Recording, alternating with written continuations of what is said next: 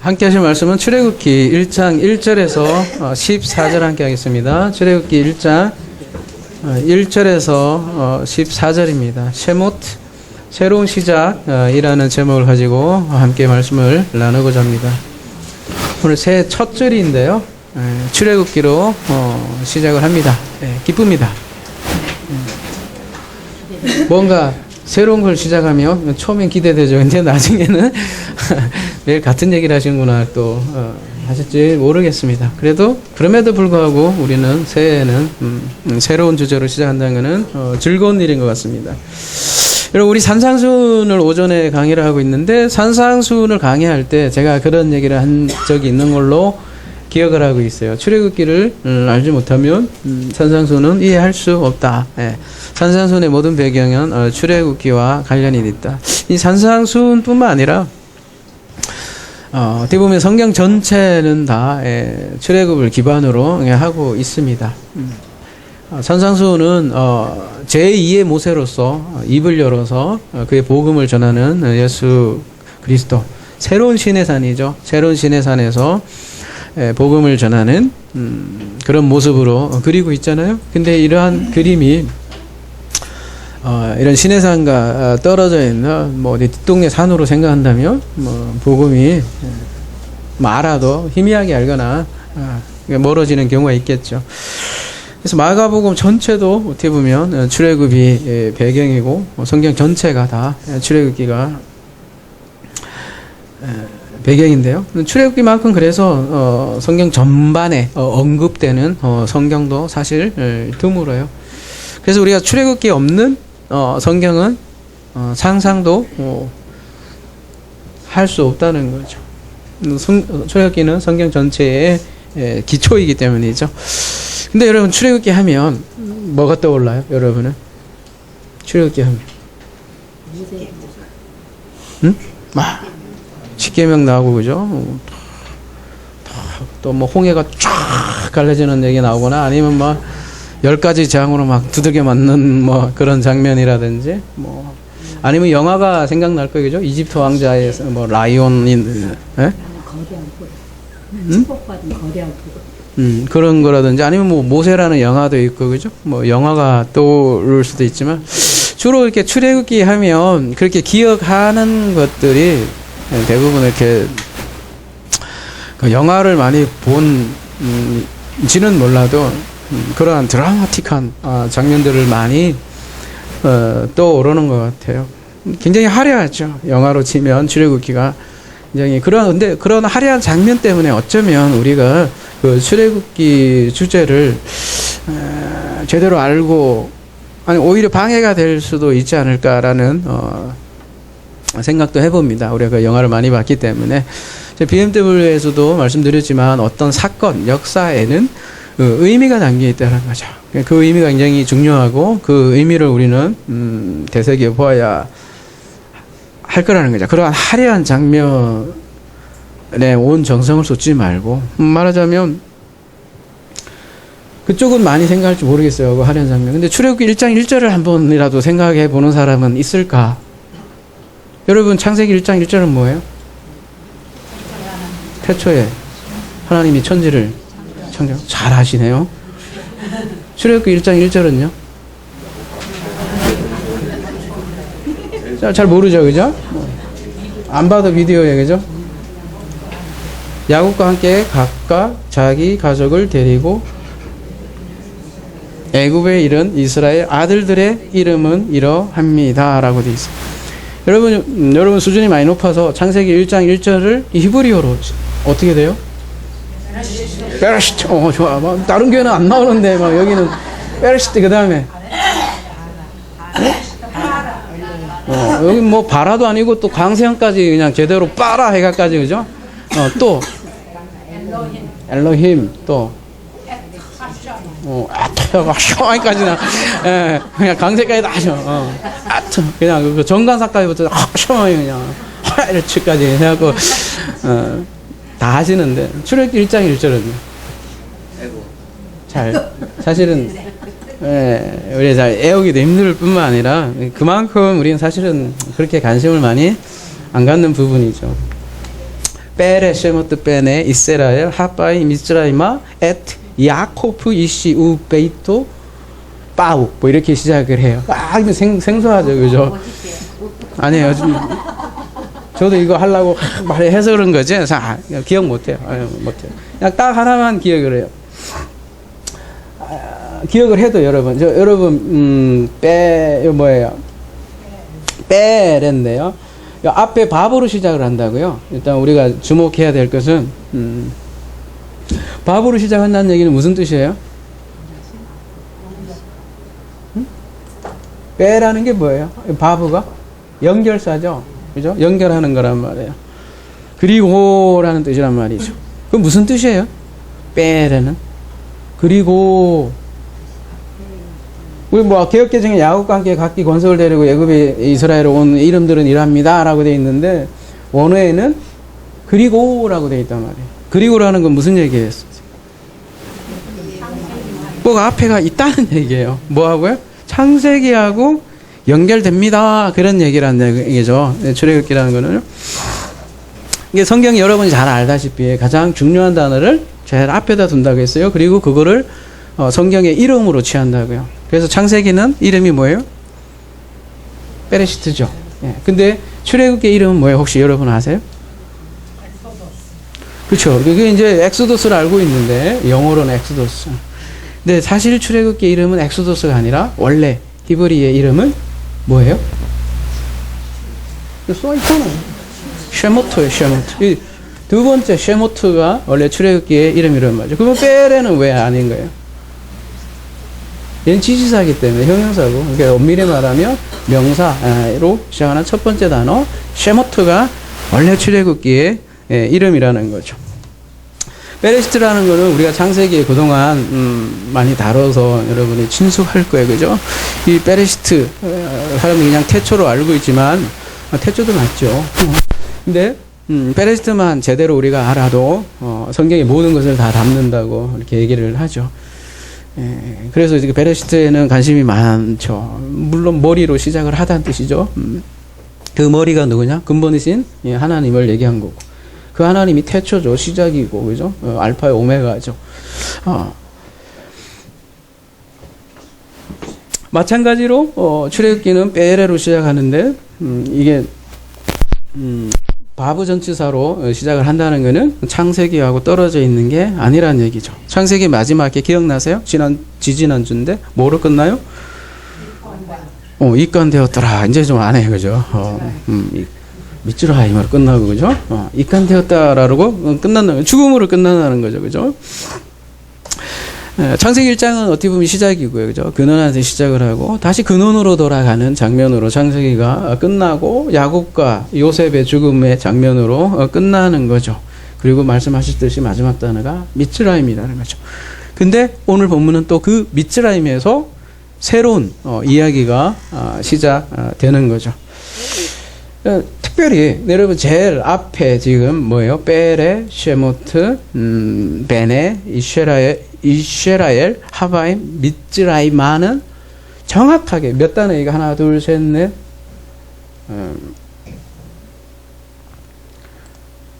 하나, 둘, 셋, 넷, 다섯, 여섯 구절이죠, 그죠?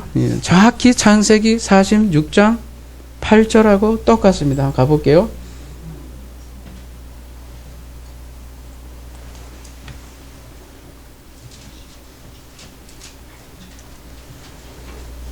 그죠? 생긴 게 똑같죠? 베네 이스라엘. 그죠? 잘 안 보이죠? 뭐 하여튼, 집에 가서 보시면 둘이가 똑같다는, 여섯 자가 다 똑같다는 거예요. 그 얘기는 뭐냐면, 우리가 창세기 46장 8절하고 지금, 저자는 연결시키고 있다는 거죠. 애굽으로 내려간 이스라엘 가족의 이름은 이렇습니다. 하고 이렇게 족보 얘기가 쭉 나온다는 거죠. 그래서 다시 정리하자면 창세기 이름은 베레시트고 출애굽기 이름은 쉐모트예요. 쉐모트.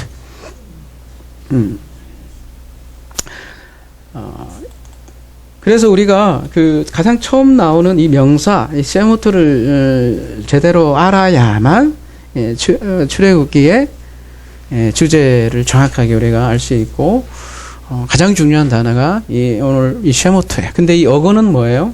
위에 두 자 이제 빨갛게 돼 있죠? 쉔이에요, 그죠? 쉔부터 이제 복수, 돼 있어도 이제 뒤에, 예, 하나 더 꼬리가 더 붙어 있는 거지. 원래는 쉔이라고 하죠. 쉔이 무슨 뜻이에요? 이제 이름이죠, 그죠? 여러분 굉장히 친숙한 단어죠, 그죠? 쉔, 이름이란 뜻이에요. 쉔은 8034로 되어 있는데 7760에서 유래했습니다. 이렇게 나오는데 뭐예요? 숨이에요. 뭐 두다, 정하다, 임명하다, 배치하다, 확립하다, 뭐 그런 게 숨에서 온 거예요. 기억날지 모르겠는데 아담을 그 제사장으로, 그죠? 부를 때 사용된 단어가 바로 이 숨이에요. 숨. 어떤 왕이나 관직이나 어떤 굉장히 특별한 인물을 맡겼을 때 숨이라는 단어를 쓰고 있어요. 그러니까 이름을 부른다는 것은 그냥 단순히 사람의 이름을 부른다는 게 아니라 특별한 인물을 맡기는 것이 성경적 개념의 이름이라는 거죠. 그리고 이 셈인데요. 노아의 아들 이름이 뭐예요? 그래서 셈이에요. 셈. 세 아들 중에 하나가 셈이라는 거죠. 특별히 이 셈은 노아의 세 아들이 있는데 그 중에 여자의 후손의 계보를 잇는 그 이름이라는 거죠. 그래서 성경에서 보면 이렇게 이름이 바뀌는 장면들이 많이 나와요. 그리고 우리도 이름이 바뀌어야 하고, 천주교에는 이게 문자적으로 잘 취해서 뭘 줘요? 뭐 바오르 뭐 이렇게 죠. 현, 저 같으면 현. 재훈하고 이름 비슷하면 뭐가 있을까요? 제임스? 있죠? 그죠? 이런 비슷한 이름으로 이렇게 다 세례명을 이렇게 바꿔주잖아요.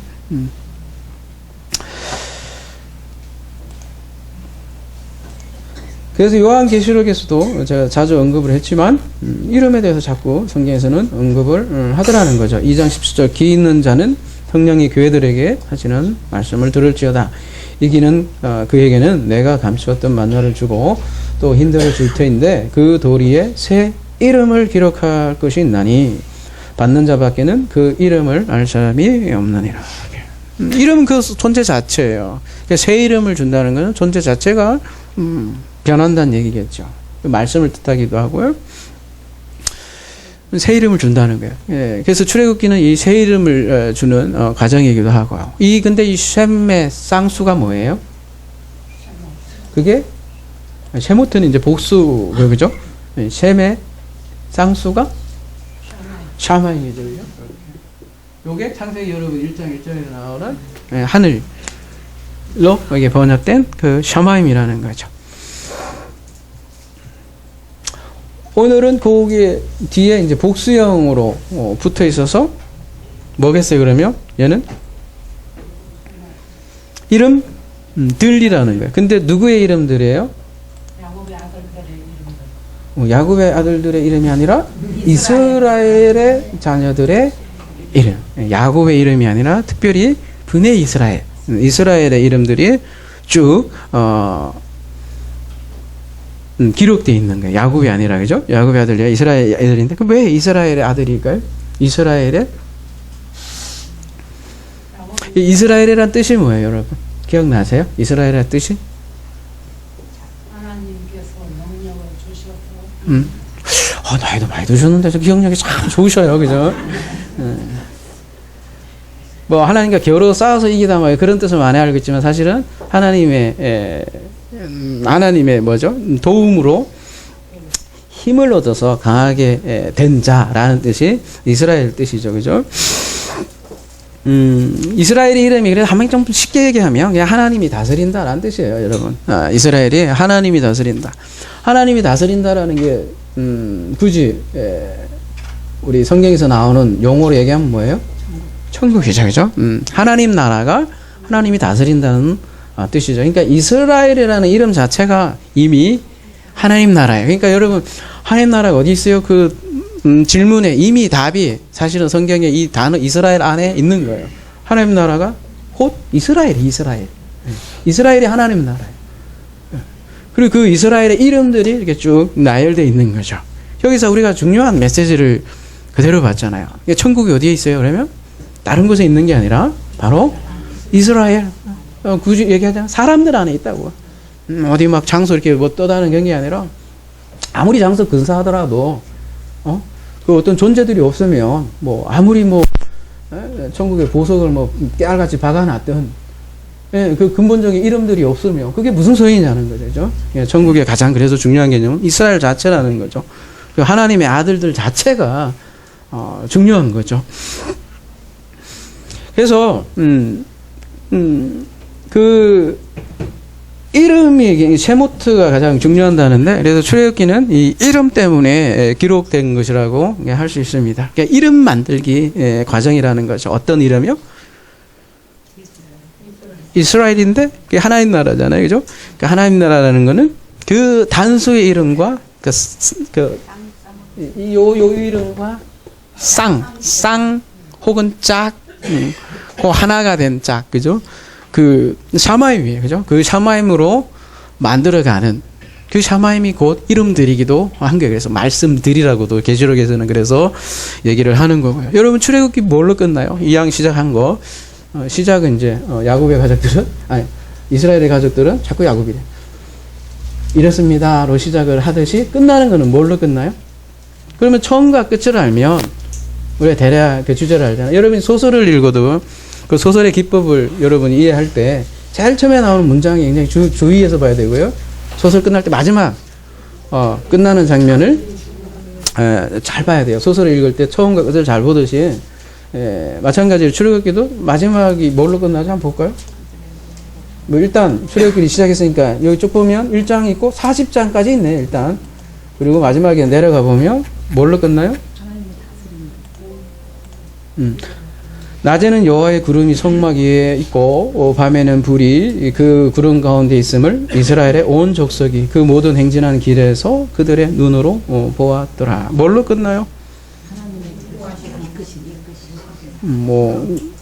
맞아요. 근데 그거의 구체적인 그림으로 얘기하는 게 성막으로 이렇게 그리고 있어요. 그죠? 근데 그 성막이 그냥 성막이 아니라 하나님과 함께하는 그것과 같이 동행하는 성막으로 지금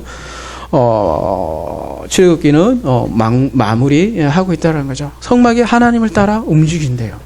성막이 구름 따라 움직인다는 것은 말씀 따라 움직인다는 거죠. 그 말씀을 따라 움직이는 것이 성막이에요. 그 하나님 나라를 출애굽기는 그 성막으로 그리고 있는 거죠. 그리고 그 성막의 결국은 뭐라는 거예요? 그냥 뭐 이렇게 이게 건물 그런 걸 얘기하려고 하는 게 아니라 그것도 성막은 모형이라 그랬단 말이에요. 뭔가 보이지 않는 것의 모형인데 그 결국은 바로 나죠. 여러분 얘기했던 그 나는 뭐 보이는 여러분의 이렇게 뭐 피지컬리 그런 나라기보다는 여러분 본질 그 자체, 여러분 존재된 그 자체의 나.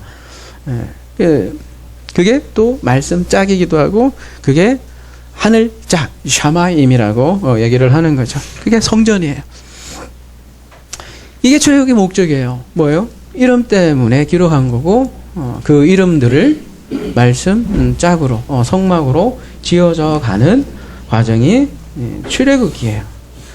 그러니까 우리가 출애굽기 그런 화려한 장면에만 너무 집중하지 말고 일단은 지금 처음과 끝 이렇게 대략적인 포인트를 이해하고 그 장면들을 이해를 하는 것이 필요할 것 같습니다. 이러한 전체적인 그림을 염두에 두고 출애굽기를 한 절 한 절 여행을 해보자는 거죠.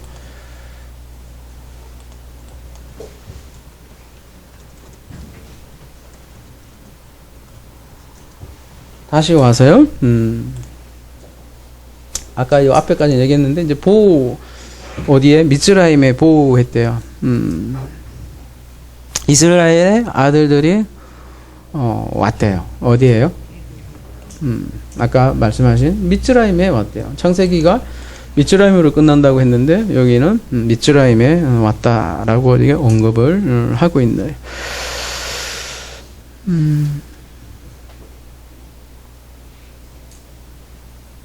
이 미츠라임에 있는 그 이스라엘의 아들들, 그를 한번 생각해 봅시다. 그들은 나그네로 400년 동안 애굽에 있었죠.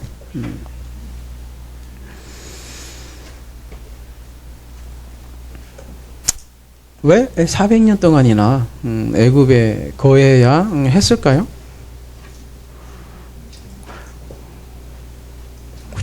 그렇죠? 아니 요셉이 성공하고 그죠? 그의 가족들이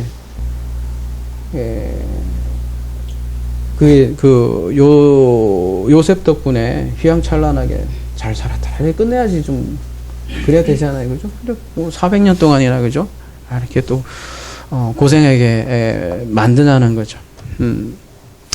다시 BMW를 여러분 다시 언급을 했지만 이러한 사건 역사들은 모형이라는 거죠. 모형이라는 거는 곧 우리들을 위한 본보기다라고 얘기를 하고 있어요. 그래서 이런 400년 동안 있었던 게 먼 옛날 얘기 아니라 우리 인생을 이해할 수 있는 큰 그림으로, 굉장히 큰 그림이에요. 출애굽기는 큰 메타포로 우리에게 주어지는 거예요. 이 미츠라임이라는 자체도 보면 그 뜻 자체가 이게 애굽이라고 우리가 번역이 돼 있지만 그런 맥락이 이미 포함되어 있다는 거예요. 기억나십니까? 미츠라임이 무슨 뜻이에요?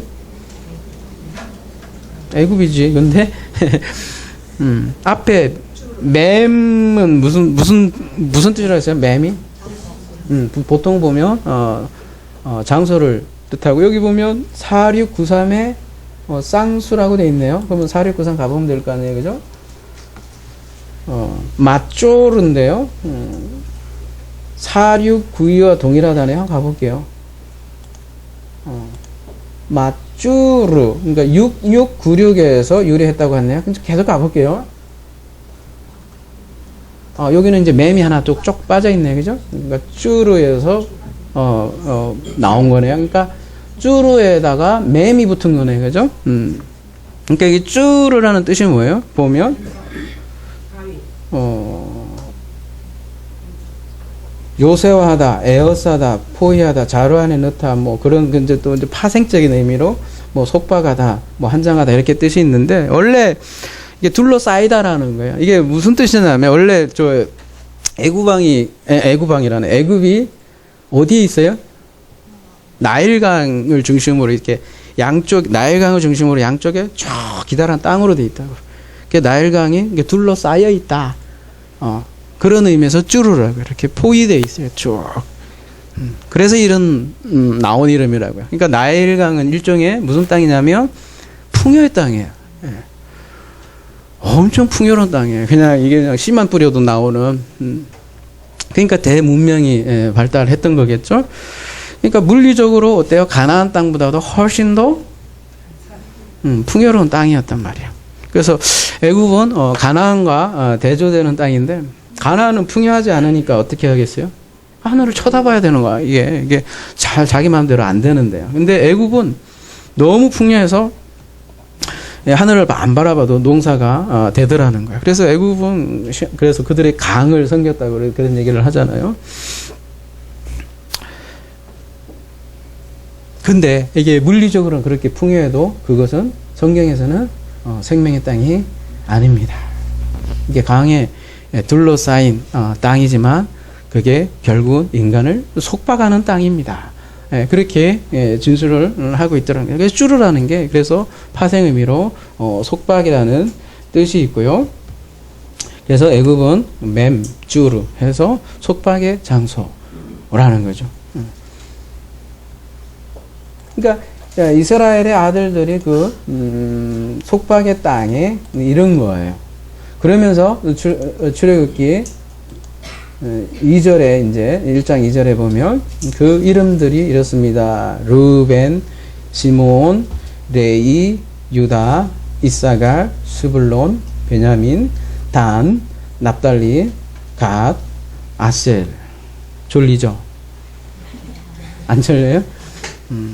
안 졸려야 돼요. 이제는 여러분 예전에 우리가 꼭 새해 신년, 지금 신년이니까 그죠? 신년이 시작하면 마태복음부터 시작하잖아요. 그럼 마태복음 하면 뭐예요? 아브라함, 이삭, 그냥 자잖아요. 누가복음 시작을 하려고 해도 잘 나가다가 거기는 또 거꾸로 올라가네, 그죠? 거꾸로 올라가다 잠들고. 근데 우리는 이 이름에 대해서는 창세기 때 자세히 다뤘잖아요, 그죠? 그거 참고하면 될 거고요. 다시 언급할 필요는 없을 것 같습니다. 시간을 위해서. 아무튼 이 이름에 대한 얼마나 귀한지, 이 이름이 그냥 단순한 이름이 아니잖아요. 성경에 다 예언이 담겨 있고 하나님의 약속과 성취가 담겨 있기 때문에 성경 이름은 굉장히 중요하죠. 그 이름을 안다면 이게 더 이상 사실 수면제가 아니어야 될 텐데 그 이름이 의미가 없으면 수면제로 작용을 한다는 거죠. 이 이름은 단순히 그 이름이 아니라 아브라함, 이삭, 야곱에게 자손을 약속을 했고 그 자손의 약속에 대한 성취를 보여주는 것들이 이름이고 그렇더라는 거죠. 그래서 야곱의 허리에서 나온 사람이 모두 70이요. 요셉은 애굽에 있었더라. 허리에서 나온 사람이 모두 70이라고 번역되어 있는데요. 허리라고 번역되어 있는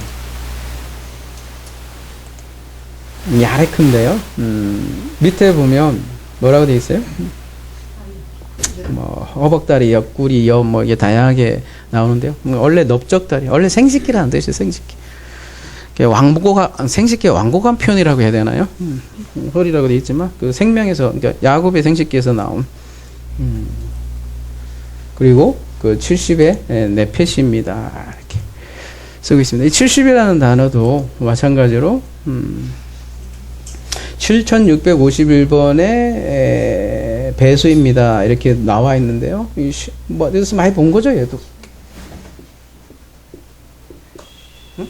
이거 뭐예요? 어디서 많이 본 거죠, 얘도? 응? 샤바, 뭐예요? 뭐, 맹세하다, 뭐, 기억나시죠? 네, 창세기 때. 거기에다가 요게 이렇게 더 붙은 거죠, 그죠? 그러니까 70이라는 뜻 자체가 완성수이기도 하고 충만한 수이기도 하고 그렇잖아요. 그러니까 하나님의 그 맹세가 담겨 있는 이미 그 단어 안에 그 맹세로 짝을 만들어 가겠다는 그 내용이 이미 70에도 담겨 있다는 거죠. 특별히 70에 나올 때는 뭐 전체 이방인들 뭐 나오고 그러잖아요. 70에 대해서 우리 많이 얘기했었죠.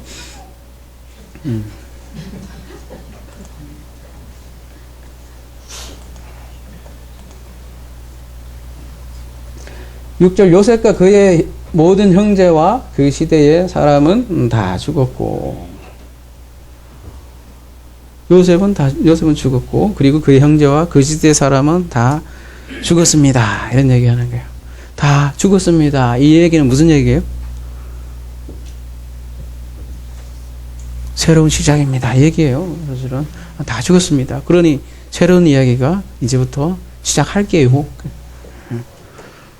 당연한 거 아니에요, 그죠? 새로운 시대, 새로운 시대가 도래한 거죠. 그래서 새로운 이야기를 시작할게요. 그런 얘기를 하는 거죠. 성경에서 죽음은 그래서 무슨 죽음이라고 그래요? 단순히 죽음이 아니라 씨 씹는 죽음이라고도 하고 내가 진실로 너에게로 오노니 한 알의 밀이 땅에 떨어지지 아니하면 한 알 그대로 있고 죽으면 많은 열매를 맺으리라. 죽음은 곧 시작이요. 새로운 시작이라는 거죠. 요셉이 죽었죠. 한 알의 밀이 땅에 떨어져 죽었는데 그걸로 끝나는 게 아니에요. 뭔가 열매를 얘기를 하려고 하는 거고 그게 자손이 번성하게 될 거라는 거죠. 그 이야기를 연결해 나가고 그래서 뒤에 7절에 이스라엘 자손은 생육하고 불어나 번성하고 매우 강하여 온 땅에 가득하게 되었더라 이렇게 하죠. 이거 어디서 많이 본 말씀이에요? 이스라엘 자손은 생육하고 불어나 번성하고 매우 강하여 온 땅에 가득. 어디 창세기 어디요? 제일 처음으로 넘어가면 창세기 1장 어디요? 27절 가볼게요. 살짝 빈 떠났는데 28절이네요. 네. 하나님이 그들에게 복을 주시며 하느님이 그들에게 이르시되 그래도 근처 가는 게 대단한 거예요. 그죠? 좋은 거예요. 네. 1장이라고만 해도 그죠? 네. 여러분 이제 기억력이 되살아나고 얼마나 좋아요. 그죠? 생육하고 번성하여 땅에 충만하라. 이런 내용이 이미 창세기 1장에 나오는데 똑같은 단어로 지금 쓰여 있고 창세기 1장 28절의 성취이기도 하지요. 근데 보세요. 번식하다 이렇게 얘기 나오는데요. 8317 샤라츠라고 되어 있는데 꿈틀거리다, 우글거리다. 이렇게 돼 있는데요. 원래 이게 어떤 심상의 단어냐면 개구리 있죠. 개구리 같은 동물이. 여러분, 개구리 알 보셨죠? 좀 징그럽죠. 꼬물랑꼬물랑한데 엄청나게 많아. 이게 막 알들이. 그런 샤라츠예요. 꼼짝꼼짝. 뭐 그런 거야. 이 샤라츠라는 게 엄청나게 번식력이 좋고 자손이 많이 늘어났습니다. 그런 표현이에요. 그러니까 아브라함, 이삭, 야곱에게 약속한 그 자손들이 성취되었다는 거죠. 우리가 창세기를 다뤘으니 이제 쉽게 여러분이 답할 수 있을 거예요. 그죠? 하나님이 약속을 하셔요. 근데 그 약속을 아주 우리 인간에 쉽게 뭘로 이렇게 주로 표현을 해요? 약속을? 하나님 나라 약속하는 거잖아요. 그 하나님 나라를 딱 두 가지로 얘기하면 창세기 가만히 보세요. 언어를 보시면 하나는 땅을 약속하고 그죠? 땅을 약속하면 또 하나는 뭐가 있어요? 그 땅에 살 자손을 항상 약속해요. 딱 보면 유치할 정도로 그죠? 자손 줄게, 땅 줄게 이렇게 딱 두 가지만 얘기한다고 보면 이제 뭐 와글와글 그러니까 자손들이 와글와글 하잖아요, 그죠? 엄청나게 생겼죠. 하나님의 약속이 성취됐죠. 그러면 뭘 줘야 돼요, 이제는? 막 그 씨들은 왕창 생겼어. 그러면은 그 누굴 또 뭘 줘야 되겠어요? 땅. 근데 이 땅이 어떻게 해요? 우리 그 산상수훈에 빼앗긴 들에 봄이 온다. 뭐 이렇게 얘기하듯이 빼앗긴 자들에게 뭘 준대요? 온유한 자들에게 땅을 준다 그랬잖아요. 이제 땅을 줘야 될 거 아니에요, 그죠? 빼앗긴 자들에게 복이 있나니 왜요? 그들에게 땅이 상속받을 것이기 때문입니다. 그 얘기 이제 하고 싶은 거예요. 출애굽기는 땅을 주기 위해서 뭔가 모종의 작업을 하고 계신 거예요. 근데 문제가 생겼어. 이 땅에.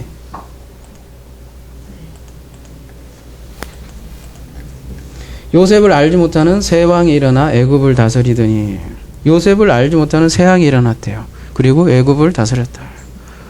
요셉도 죽었고 새로운 시대고.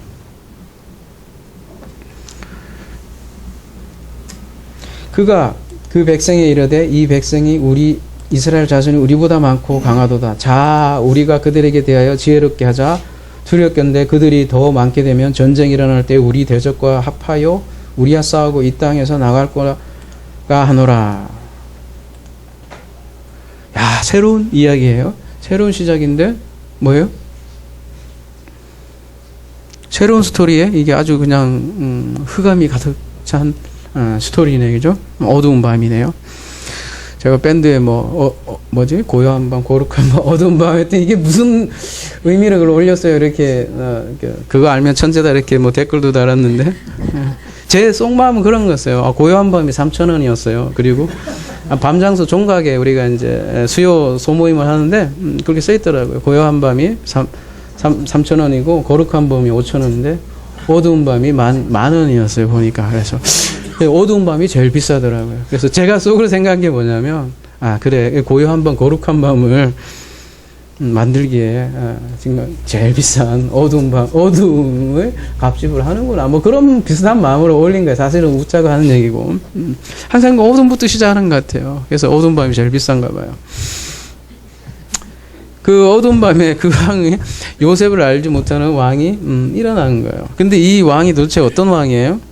요셉을 알지 못한다고 됐는데 봐봐요. 9절에 보면 그가 그 백성에게 이 백성이 우리 자손이 우리보다 많고 강하다. 아무리 뻥을 쳐도 그렇죠. 그죠? 그 이스라엘 자손이 되면 뭐 얼마나 되겠어요. 그죠? 그 이집트 대강국인 우리 자손보다 많게 생겼다고 지금 난리버섯 뜨는 거예요. 아무리 뻥을 쳐도 유도지. 그죠? 그래서 이렇게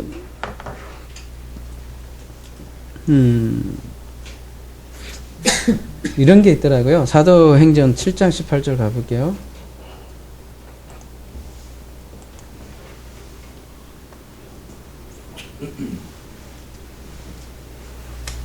요셉을 알지 못하는 새 임금이 애굽 왕 위에 오르매 이런 말이 나와 있잖아요. 그죠? 새 임금이 할 때 이 에테로스라는 말을 쓰고 있는데요. 여기 헬라에서 다르다라는 말이 이제 하나는 알로스라는 단어를 쓰고 있고요. 하나는 지금 헤테로스라는 쓰는데요. 이렇게 이해하시면 되려나요? 그 알로스는 같은 종류의 다른. 헤테로스는 다른 종류의 다른. 그런 뜻이랍니다.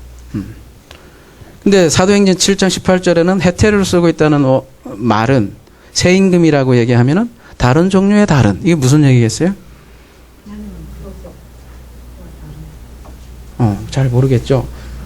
이사야 52장 4절 한번 가볼게요.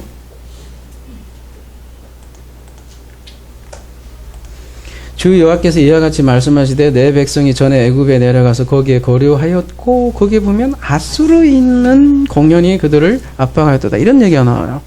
그러니까 이사야 52장 4절에 의하면 애굽에 갔는데 누가 그들을 압박했다고 얘기를 나오냐면 새로운 왕 아수르라고 얘기를 한다는 거죠. 그러니까 다시 그런 입장에서 다시 오늘 본문을 보면 자, 이스라엘 자손, 이 백성 이스라엘 자손이 우리보다 많고 강하도다. 이 우리는 누굴까요? 이런 맥락으로 보면 뭐 하여튼 그 지도 계급이라는 건 전체가 다지는 않잖아요. 그 한 나라를 다스리는 그 그룹이라는 건 어떤 그룹이 있잖아요. 근데 이사야서나 사도행전 볼 때 어떤 새로운 그 지배 계급이 그 이집트에 생겼고 그 지배 그룹들을 우리보다 많고 걔네들이 나중에 얘네들하고 꿍짝꿍짝해서 우리를 하면 어떻게 했냐 그런 맥락으로 이해한다는 거죠. 이건 뭐 역사적 배경으로 여러분에게 잠시 소개한 거고 그보다 중요한 것은 이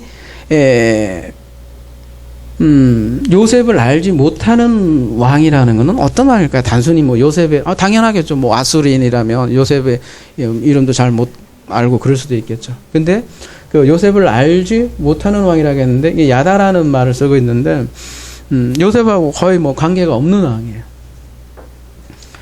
야다라는 게 부부간에 뭐 사랑, 막 되게 잘하는 뭐 그런 야다라고 했잖아요. 전혀 요셉을 알지 못하는 왕이에요. 이게 새로운 왕인데 우리 신약으로 얘기하면 우리가 이해할 수 있는 범위로 어떤 왕이라고 할 수 있겠어요? 요셉이 뭐 그냥 우리가 요셉이라는 인물 하나로 끝나는 게 아니라고 했잖아요. 그리스도의 모형이고 그리스도를 보여주는데 그리스도를 알지 못하는 세상 왕. 뭐 신학적 표현을 하면 뭐겠어요? 그게 바로 세상 임금이죠. 세상 임금. 근데 이 세상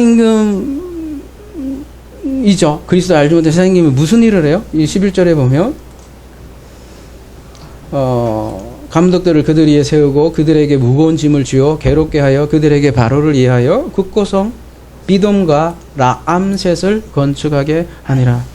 그러나 학대를 받을수록 더욱 번성하여 퍼져나가니 애국 사람이 이스라엘 자손으로 말미암아 괘씸하여 이스라엘 자손에게 이를 엄하게 시켜 어려운 노동으로 그들을 생활을 괴롭게 하니 곧 흙 이기기와 벽돌 굽기와 농사의 여러 가지 일이라. 그 시키는 일이 모두 엄하였더라. 무거운 짐을 지어서 괴롭게 만드는 거죠. 그래서 바로를 위해서 뭘 짓는데요? 국고성 비돔과 라암셋을 건축했다고 하는데 국고성이라는 게 무슨 뜻이에요, 여러분? 국고성 나라 창고성, 그죠? 저장 창고 뭔가를 저장하는데 그래서 이 비돔과 라암셋을 이렇게 보면 이게 뭐 애국어예요. 그래서 사실 히브리어로 접근하기는 어려운데 애굽어인데 뜻이 뭐냐면 비돔이라는 건 정의의 도시라는 뜻이고요. 뭐 정의를 위해서 뭔가 정의 라암셋은 라가 이렇게 안에 들어가 있어요, 그죠? 라가 창조했다. 예. 태양신 라가 들어가 있는 의미가 이 라암셋이에요. 그래서 이 국고성은 다분히 이 태양신과 관련이 되어 있는 건물이라는 거죠. 보물성인데요, 일종의 창고인데 태양신을 위한 보물성이라는 거죠. 근데 이러한 창고를 만들기 위해서 이스라엘 백성들은 괴롭히는 거죠. 그 괴롭히는 거를 흙이기, 뭐 벽돌 굽기, 농사 짓는 이 여러 가지 일로 지금 묘사를 하고 있는 거예요. 이거 그림이죠.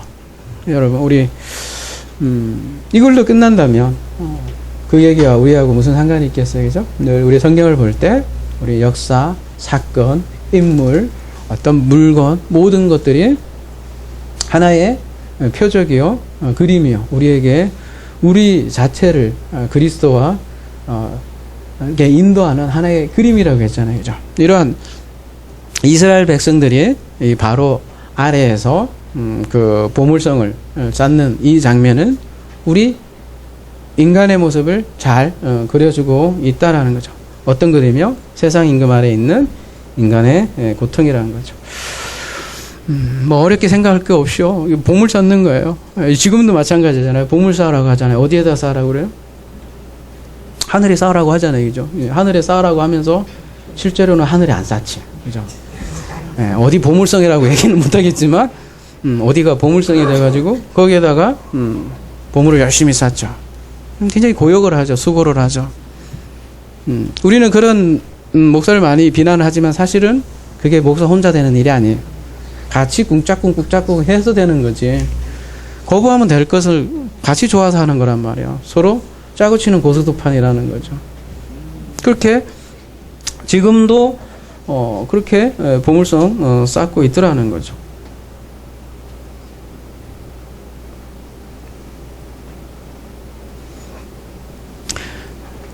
그 바로를 위한 국고성이라는 게 태양신과 관련이 있다고 그랬어요. 거짓 성전이죠. 여러분 바벨탑 쌓는 모습도 거의 비슷한데요. 성 쌓는 건데 여러분 바벨탑을 쌓는 이유가 뭐라고 나와 있어요? 창세기 보면 그렇죠. 그네들이 우리의 이름을 위해서 성을 쌓자 이렇게 하잖아요. 이름 얘기 나온다고요. 바벨탑 사건도 가장 포인트가 이름이 등장하고 그래서 누구를 불러요? 아브람을 부르잖아요. 아브람에게 뭘 얘기해 주고 싶은 거예요? 땅과 자손을 얘기를 하면서 그 이름 아니야. 그죠? 내가 새 이름 줄게. 아브람아. 그래서 아브람을 부르잖아요. 내가 진짜 이름 줄게. 그래서 아까 저희가 서두에도 말씀드렸듯이 출애굽은 무슨 장면을 끝난다고 그랬어요? 성막 짓는 것으로 마무리된다고 했잖아요. 이 성막은 무엇과 대비되는 거에 보면 오늘 본문과 얘기를 하자면 바로 이 국고성 비돈과 람셋의 단적으로 이렇게 대조가 되는 장면이죠. 이 거짓 이름이잖아요. 얘네들은 거짓 이름을 위해서 수고하고 짐지는 오늘날 우리 신앙인의 모습이기도 한 거죠. 다른 예수, 다른 하나님을 섬기면서 오는 그 비질레에서 오는 수고와 멍해 얼마나 고통스러워 사실은. 근데 출애굽기 마지막은 성을 쌓는 세상 임금에서 구름과 함께 움직이는 성막으로 만들어가는 거죠. 근데 그 만들어가는 그 출발점이 어디냐면 바로 이 어둠으로부터 출발을 한다는 거죠. 성경이 그래요. 항상 창세기에 보면 땅부터 시작을 하죠. 하늘부터 시작을 하지는 않아요. 그죠? 땅이 무슨 상태로부터 시작을 해요? 온도와 공허와 어둠으로 출발해요. 그래서 어두운 밤이 비싼 거예요. 10,000원이에요. 10,000원. 늘 출발은 어둠. 저녁이에요. 어둠이에요. 억압이에요. 죽음이에요. 가난한 자요. 애통한 자요. 빼앗긴 자요. 줄이고 목마른 자라는 거죠. 근데 반전이 있는 거죠. 여러분 팔복이 늘 반복이 있다고 했잖아요. 가난한 자, 애통한 자, 빼앗긴 자에게 반전이 주어지기 때문에 왜? 하나님의 헷세대가 있기 때문에 복이다라는 거죠. 반전이 있다는 거예요. 우리 인생에도 반전이 있기 때문에 소망이 있는 거고 반전이 있기 때문에 드라마틱한 거고 반전이 있기 때문에 영화가 재미있는 거죠. 반전도 없고 삥 하면 재미 하나도 없잖아요. 그죠? 여러분 식스센스가 왜 이렇게 유명해요? 엄청난 반전이기 때문에 우와 하잖아요. 그죠? 성경에도 그래서 반전이 있습니다. 위대한 반전이 늘 성경에는 있다는 거죠. 그래서 재미있는 거죠. 인생도 죄송하지만 그렇다는 거죠. 반전이 있다는 거죠. 창세기 마지막 장에 기억하십니까? 요셉이 이런 말을 했어요. 악으로 너희들을 핫사브했으나 하나님은 그 악으로 토브를 핫사브한다. 이런 얘기를 하죠. 모든 것은 하나님 섭리하에 있고 오늘 오전 강의로 얘기하자면 하나님의 긍휼, 다른 말로 은혜, 자비, 진리, 사랑이 그 배경에 있다는 거죠. 그 하나님의 섭리하에 있다는 거예요. 그래서 400년 동안 어떻게 보면 토기가 그죠? 그 장작불에 들어가는 것처럼 그 시험의 기간이죠. 40의 연장서 400의 기간이 주어져 있다는 거죠. 그리고 그 400의 기간에 대장으로 나오는 세상 임금이 늘 있게 마련이고 그 세상 임금은 다른 하나님이죠. 라가 창조했대요. 그죠? 하나님이 창조했는데 그게 라암셋이라는 거죠. 근데 그렇게 압제당하는 모습에서 우리를 새로운 땅으로 인도한다는 거죠. 그래서 이러한 배경으로 다시 한번 산상수훈을 다시 한번 묵상해 봅시다. 온유한 자가 복이 있나니 그들이 땅을 상속받을 것입니다. 이들이 온유한 자 아니겠습니까? 이들이 빼앗긴 자는 복이 있나니 억압받는 자는 복이 있나니 그들에게 새로운 땅을 상속시켜 주실 것입니다. 새로운 땅을 주면 어떻게 새로운 장소로 이동하게 되겠죠. 새로운 장소로 이동하는 것이 하나님 나라라고 그랬어요. 그죠? 근데 그 새로운 장소가 어디 딴 먼데 있는 게 아니라 애벌레가 같은 하늘에서 전혀 다른 존재로 살아간다는 거죠. 말씀을 마무리하겠습니다. 예수께서 수고하고 무거운 짐 지는 자들아 다 내게로 오라 이렇게 하셨잖아요. 그게 초대장이에요. 그러면 신앙 생활의 대변혁이 이루어진다는 그걸 회심이라고도 하고요.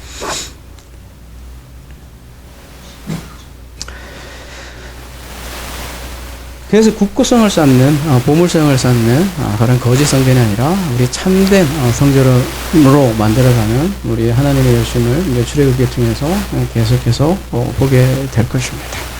그리고 새로운 장소로 우리를 인도하고 그곳에서 새로운 개념으로 새로운 예배에 이루어짐으로 우리를 인도하는 것이 출애굽이 될 것입니다. 이게 우리의 이게 복인 거예요. 우리 새해 첫날이지만 그래서 복인 거죠. 이러한 복이 우리 하나사랑의 우리 출애굽 여정과 함께 하길 기도합니다.